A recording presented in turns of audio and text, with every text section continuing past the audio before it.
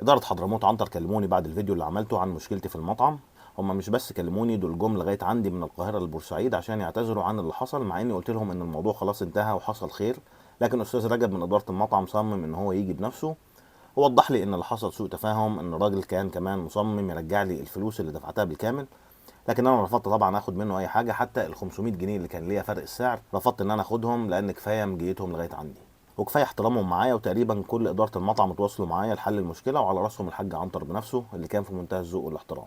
انا كده مشكلتي مع المطعم اتحلت. واللي مش عارف المشكله سريعا كده، في زيارتي الاخيره للمطعم طلبت عرض معين من عروض الصواني، بس لما رحت الفرع اتفاجئت ان السعر زاد 500 جنيه، وبيقولوا لي ان السعر لسه متغير النهارده. غير كده كمان الكميات الاكل نزلت لنا غير كميات الاكل المعروضه في فيديوهات الفود بلوجرز.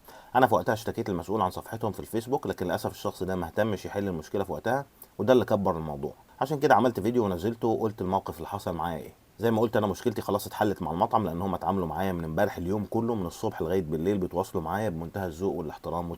اتمنى ان هم زي ما وعدوني ان هم ياخدوا بالهم من المصداقيه في الاعلان والتسويق لعروض المطعم، والاهتمام بالكميات اللي بتتصور تكون هي نفس الكميات اللي بتنزل للزباين العاديه. واتمنى كمان ان كل المطاعم مش بس حضرموت عنتر ياخدوا بالهم من النقطه دي، لان الناس بقوا مستائين وعلى اخرهم من الاستفزاز اللي بتعمله فيديوهات كتير من الفود بلوجرز والترويج لعروض، لما الزباين العاديه بتروح المطعم ما بيلاقوش نفس اللي شافوه في الفيديوهات. حضرموت عنتر مكان كبير وقديم مش محتاج يعمل كده، واتمنى ان هم يحافظوا على اسم وسمعه مطعمهم، ويفكروا على المدى البعيد ان المصداقيه مع الناس هي اللي هتديهم الاستمراريه. وبشكر كل الناس اللي دعموني على صفحتي بالتعليقات او المتابعه، وانا كنت واضح مع اداره المطعم من الاول للاخر قبل اي تواصل ان انا مش هشيل الفيديو، وهم قالوا لي براحتك، احنا مش بنضغط عليك عشان تشيل الفيديو، دي حاجه ترجع لك.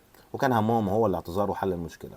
لكن انا قررت بعد تفكير الاحسن ان انا اشيل الفيديو بتاع المشكله، لان اولا الحمد لله قدرت اوصل صوتي وصوت ناس كتير جدا حصل معاهم مشاكل من النوع ده، سواء مع المطعم ده او مع مطاعم تانية كتير. رسالتنا خلاص وصلت. وثانيا عشان الناس اللي بياكلوا عيش والبيوت اللي مفتوحه من الاماكن دي ما يحصل لهمش ضرر، وعشان احترام الناس اللي تواصلوا معايا من اداره المطعم. بس ده كل اللي حصل. شكرا لدعمكم ومتابعتكم. سلام.